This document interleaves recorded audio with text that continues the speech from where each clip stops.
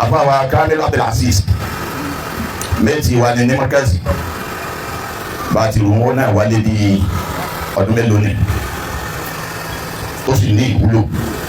tó sì lápá ìgbà títí ṣe wà sáni tó tó wá ṣẹlẹ̀ mo wá rí wípé ọmọ ìlú kọ̀ọ̀kan jẹ́ aṣojú ìlú kọ̀ọ̀kan tí àwa ọ̀jẹ̀ owó dé tá a bá mọ̀ ọ́ aṣojú ọ̀jẹ̀ owó dé lọ́dọ̀ bàbá wa òun lọ́dọ̀ ní aṣojú nínú ilé ìgbìmọ̀ aṣòfin mọ́nù ó yẹ wá báyìí torí nǹkan ọmọ ṣẹlẹ̀ nígbà míì ẹlòmíràn àfojú kúkúrú wò pé àwọn ẹbí rẹ̀ lọ́kàn ṣé wà sáni àwọn tí wọ́n jẹ́ méjì wọn wà ń kalẹ̀ à ń ṣe wa Mas'ud pupa wọ́n jẹ́ méjì àfàwà sáni lẹ́mọ̀kásì bẹ́ẹ̀ ni ṣe wa Yusuf Zaruji méjì ni wọ́n lẹ́nu ọgbà táwọn ẹni tí ń ròyìn bàbá ṣe sáni àmọ́ ní wọn bá ọ̀rọ̀ tí wọ́n máa jẹ́ wáàsí ba'da a'udhu billahi minash shaitanir rajim. A'udhu billahi. Bismillahir rahmanir rahim. A'udhu billahi minash shaitanir rajim. Bismillahir rahmanir rahim. Lilladhina ahsanul husna wa ziyadatun wa la yarhaqu wujuhahum qatarun wa la zillatun. Lilladhina ahsanul husna wa ziyadatun wa la yarhaqu wujuhahum qatarun wa la zillatun. أولئك أصحاب الجنة هم فيها خالدون. الذين أحسنوا الحسنى وزيادة ولا يرهق وجوههم قتر ولا ذلة أولئك أصحاب النار أصحاب الجنة هم فيها خالدون. Naam torí pé awádìí awágbọ́rọ̀ ni àmọ́ ọ̀rọ̀ dání.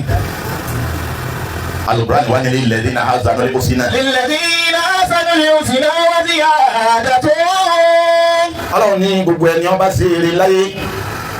lilladhina ahsanul husna èèyàn ní yàfi bí sólóore èèyàn láṣọre fún ní fi bí ṣu padà èèyàn láṣọre fún ní pé kí n lágbájá ṣe èèyàn láṣọre fún ní pé kí n lágbájá jẹ́ èèyàn láṣọre fún yóò pàtì kí n tún ní mo dì sáfù ẹ̀ ní. للذين أحسنوا الحسنى وزيادة. àmọ́ lọ́hún lilladhina ahsanul husna gbogbo ẹni ọba ṣe eré Ọlọ́run ní dáadáa ń bẹ́lẹ̀ èyí nìyẹn ń fi wá lọ́kàn balẹ̀ lára ṣé wa Zami torí pé ìgbésí ayé wọn látilẹ̀ débi tọ́lọ́run ní gbogbo sí yìí ìmọ̀ Ọlọ́run náà wọ́n fi wá wọ́n sì tẹ̀lé àwọn ẹni Ọlọ́run wọ́n sì gbà fáwọn ẹni Ọlọ́run inú àwọn ilẹ̀kùn tí wọ́n ní yé tètè mú ní débi ìyẹn lọ ṣé wa Zami ọ̀takùtì yìí tọ́ lágara rẹ̀ àkọ́kọ́ lẹ̀kùn òun náà ní al-khidma kéèyàn jura ẹ lẹ̀ fáwọn ẹni Ọlọ́run kọ́ máa ṣe khidma wọ́n ní bẹ́nu tí tètè mú ní débi tí yẹn lọ́nu ayé bàbá wo ṣe wà bá mi ẹ rí i pé khidma ni láti bẹ̀rẹ̀ wọ́n ṣe khidmatul Qur'an lára pé wọ́n lọ lé kéwú khidmatul Qur'an wọ́n kéwú ó yé wọn khidmatul Qur'an wal Islam wọ́n tún wá gbọ́wọ́ pé ọ̀fẹ́ sí Sufi wọ́n wá tẹ̀lé àwọn bàbá wa tẹ̀mítẹ̀mí tọkàntọkàn gbogbo orí eléyìí ìgbé Mọ̀lánà Sheikh Alhaji Ibrahim ẹ rí i pé ọ̀pọ̀ ohun tí kò wọ́n máa béèrè ni bàbá ti dáhùn kalẹ̀ bẹ́ẹ̀ bá wà lẹ́nu khidima yìí wọ́n máa wo kí n lọ́ fẹ́ tara khidima wò dà láwọn tí ń retí wọn téèyàn dà nínú ayé pé ọ̀dà nígbà tí ń tẹ̀lé lágbájá sọ́kọ́lé nígbà tí ń tẹ̀lé lágbájá sọ̀rọ̀kọ̀ nígbà tí ń tẹ̀lé lágbájá kí ó ṣe torí pé àwọn nǹkan táyé wọn làwọn mọ̀ ní èrè ìdímọ̀ bàbá wa ní ẹni ọba mọ̀ nìyẹn èrè ìdímọ̀ ni èrè ìdímọ̀ ni ó wá dàbí ìgbà tẹ́nìkan wá bí wọ́n lè rí pé ọ̀dà ẹni ọba wa kú sórí ìdímọ̀ ńkọ́ tí ò tí ì parí ìdímọ̀ òun tí kú wá dé tó wá kú sọ wá dèrè àbí ọsọ́ọ̀tì bàbá wa ní alimotu láàyè dúró máa ń kọ́ di sẹ́yìn dà bal huwa rahatun liman qad rashada bàbá lè rí kéèyàn wà lẹ́nu khidima kọ́ wa tán síbẹ̀ láàyè dúró kọ́sọ́kọ́sọ́ tí o ọ̀rẹ́ yìí lẹ́ẹ̀ mèrè ẹ̀yin lẹ́yìn dáyèrè mọ̀ ohun tí ó tẹ́lẹ̀ yín pè lérè bàbá wa Sheikh Zani mo fi wọ́n wé ọ̀kan nínú àwọn afá wa Sheikh Maruf Abdulsalam Yamba ó sì ní ọwọ́ lọ́dún kan wọ́n wá tẹ̀lé àwọn Sheikh wa èmi mo mú dọ́dọ̀ àwọn Sheikh wa bàbá wa Sheikh Mas'ud wọ́n wá gbìyànjú ó nífẹ̀ẹ́ bàbá dáadáa wọ́n wá jọ rìnrìn àjò láti ilẹ̀ yìí lọ Ghana láti Ghana bọ́ sí Burkina wọ́n wá di ọjọ́ Jímọ̀ tí wọ́n ń ṣe záwí Sheikh Maruf wá jókòó lọ gangan bàbá Sheikh Mas'ud báyìí ìgbà wọn bẹ̀rẹ̀ Allah Allah Allah kọ̀ wá wo bí kankan mọ́ bàbá ní wo wọn sunkún láàárọ̀ ọjọ́ kejì ló wá jáde láyé ìgbà wá jáde láyé gbogbo kó wá ń pé àjẹ́ ló pa Maruf ìròyìn yìí wá bọ́ sí ti bàbá ẹkú Sheikh Maruf ọba wọn nú jẹ́ tó ọ̀rọ̀ tí àwọn èèyàn sọ bàbá wa ránṣẹ́ sí Sheikh wa tó jẹ́ khalifa àwọn lónìí Abdulhakeem òun wà ní Ghana pé Abdulhakeem bí n ṣe ń sọ̀rọ̀ nísinsìnyí mọ bá mi ní Burkina lọ́wọ́ gbéra ọjọ́ tí wọ́n wá ṣèjọ́ kẹrìnlá jì àwọn afa àti jókòó bàbá wa lè mi náà ní síwájú pé gbogbo ẹ̀yin àjẹ́ Burkina àkọ́bí mi ní Abdulhakeem ló kọ́ ẹ̀ tó bá ti pẹ́yìn lẹ́ bá pa Maruf ẹ̀ bá pa bàbá bẹ̀rẹ̀ sí sọ̀rọ̀ bàbá wa ní kẹwàá lè mọ̀ pé Maruf jèrè ibi tí ń lọ́nu Maruf tẹ̀lé ẹni Ọlọ́run tó dodo Maruf sòdodo pẹ̀lú ẹni Ọlọ́run gbogbo jọ́tẹ́ bá rí láyé èrè iṣẹ́ wò lẹ́yìn wọ́n á sọ bẹ́ẹ̀ láti mọ̀ pé ọ̀rọ̀ gbogbo àwọn bàbá wa yìí a lè ṣe amọ́bàgbà lóde lọ ni ọ̀rọ̀ tó ju rí Facebook lọ ni torí àfa ní kàlámù náà náàrífò nánú wà máa ń yà àrífò náà wà iná máa yẹ fún amòfin náà sí máa yẹ fún amò náà ọ̀rọ̀ tí tẹ̀yìn bá sọ àwa lè jù ọ̀rọ̀ tiwa táwa bá sọ ẹ̀yìn ò tó bẹ́ẹ̀ ẹni wọn bá gbọ́ wa yé tọ́mọ̀ wá lọ́rọ̀ wá lè yé àpèjúwe rẹ̀ kò sẹ́ni tí ọkọ̀ nǹkan tí dókítà ò ní kà àmọ́ ẹjí káwọn dókítà yẹn pé dókítà sáyẹ́nsì dókítà kìíní kan dókítà àwọn tí ń tọ́jú àwọn èèyàn dókítà hospital alábẹ́rẹ́ ẹjí ọkọ̀ nǹkan professor ọkàtì ìdínú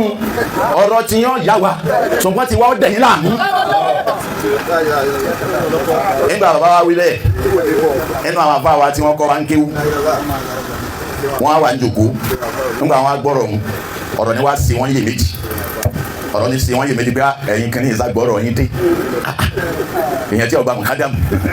bẹ́ẹ̀ á ní tọ́tẹ́ bá fi ṣé wò lẹ́ẹ̀rí kò tún á sí láyé mọ́ nígbà tó lóhun tí ó gbé sí ọ̀rọ̀ wa lọ́dọ̀ àfa wa àwọn gẹ́gẹ́gẹ́ lọ́lọ́run wa lọ báyọ̀ wọ́n á nígbà táwọn parí iṣẹ́ táwọn ṣàdúrà tán ìhà táwọn fi lélẹ̀ àwọn já sáwùjọ kan àwọn ará àwọn èèyàn wọn pọ̀ tí gbogbo kó wá wọ́n sọ funfun lọ àwọn àfa ńláńlá wọn wá ń jòkó agbo náà ti kalẹ̀ àwọn alásìkèrè ti ń ṣe síkìrì wọn á ló kù ṣéwù kan táwọn retí ṣéwù wo wà ní ṣéwù wo ni ó sọ̀rọ̀ láàyè yìí tí gbogbo àwọn jìnkòjìnkò wà nílẹ̀ yìí wọn láwọn náà wà ń bọ̀ wá àwọn wá dúró lẹ́yìn agbo ẹ̀ńgbọ̀ ya wọn ní Sheikh Maruf wá yọ ọ wá ra àwọn wá kí àwọn ó sì ká àwọn ọmọ kéwú lẹ́yìn ẹ̀ńgbọ̀ ó kí àwọn tán báwo ló ní òun fara pamọ́ wọn tí ìfẹ́ kí wọ́n rí wọn asẹ́nìkan ti rí wọn dé gbogbo agbóṣe dìde ni wọ́n wá fi àzíkèrè léde Sheikh Maruf wọ ojú àgbo ńgbọ̀ wá dọ̀m lọ́wọ́ àgbà máìkì bẹ́ẹ̀ bí ọ̀rọ̀ tí ṣe Ibrahim sọ pé alimotu láàyè dúró máa ń kọ́ di sẹ̀yìndà wàrà àtù lè máa ń kọ́ di rọ́ṣàdà nínú àwọn aṣáájú ọ̀rọ̀ yìí ni ó da ọ̀pọ̀lọpọ̀ láàmú sọ́yẹ ká kí ọmọ eke mi kú oríire tó kú ṣáájú àgbàlagbà ó àmọ́ ńgbà tá a dá nǹkan mọ̀ ń kọ́ ẹni yìí ẹ wá ń sọ pé ó ti wù ú kóun kú ṣáájú ọ̀kan nínú àwọn ẹni Ọlọ́run torí pé tóun bá kú òun mọ̀ pé òun ni ó kírun sí òun la ìkírun rẹ̀ sí òun la sì ní èrè inú èrè lọ́jẹ́ bò àmọ́ ńgbà tó ti wá lọ di pé ẹni Ọlọ́run ń kú ṣáájú ẹ̀rú wa ń bà òun pé báwo ló kù tó wọn ló sẹ̀mí ayé òun lẹ́yìn ẹ̀rì gbọ́dọ̀ nínú tóbi díẹ̀ inú àwọn tó wá ṣe rìfáwù fún Sheikh Maruf ńgbà tó kú abáwájú Abdurrahman Aláyọ̀ wọn wá kọ rìfáwù sàtáyọ̀ kan nínú rẹ̀ náà ní fi kí ṣe wàtá nínú pé ó kú eré rẹ̀ bóun ti kọ́ níjọ́ náà ṣé Màrúfù lọ́kàn fún wọn kọ́ni fàáza fawzan azima Màrúfù abudu salami kọ́ni fàáza fawzan azima Màrúfù abudu salami bó ti kọ́ níjọ́ náà. àmọ́ ti ṣé wa sani pé kọ́ni fàáza fawzan azima kàlífà àlífà sàmínú ọ̀jẹ̀ wí kọ́ni fàáza fawzan azima àlífà sàmínú ọ̀jẹ̀ wí. kọ́ni fàáza fawzan azima àlífà sàmínú ọ̀jẹ̀ wí kọ́ni fàáza fawzan azima àlífà sàmínú ọ̀jẹ̀ wí. èrè tí àlífà sàmínú jẹ́ lè mọ́ jẹ́ dùn mí torí kọ́ mèrè kò sì mójú owó. torí báyìí gbogbo àwa tá a jọ jẹ́ ọmọ kéwú àwa ló kú báyìí kọ́lọ̀ ń já wa náà láti yọrí. torí pé ìdímọ́ wọ́n ní dọ́tẹ́ yẹn bá lóun ò ṣe ìdímọ́ mọ́ ó lè wọ́n fòrè mọ́ nínú bẹ́ẹ̀ bí òun gbá oore dé yìí ó tó kẹ́ àwọn tẹ̀yìn ọba sì yé ṣe ìdímọ́ yóò sì máa bá oore lọ ní yóò máa bá oore lọ ní. ọlọ́run wọlé gbogbo eléyìí náà kàlífà wa Muhammadu Thani Al-Qajawi ọlọ́run bá wa gbà wọ́n lẹ́rú ọlọ́run bá wa yọ́nú sí wọn ọlọ́run kọ́ ha lọ́dọọdọ gbogbo wa tí a tẹ̀lé àwọn bàbá wa láti Èkó láti Ìlọrin láti ibikíbi gbogbo wa tí a bá tún padà ọlọ́run jẹ́ àpàdà dáadáa ọlọ́run jẹ́ àpàdà dáadáa ọlọ́run jẹ́ àpàdà dáadáa ọlọ́run wa jẹ́ àmọ̀kùn lẹ́mìí jẹ́ àmọ̀kùn lẹ́mìí ọlọ́run kọ́ ha lọ́dọọdọ lẹ́ẹ̀kan sí àwọn bàbá wa ọlọ́run bá sàlékún àdó ti fún yín ọlọ́run kọ́ ha lọ́dọọdọ ọlọ́run la hawla wala quwwata.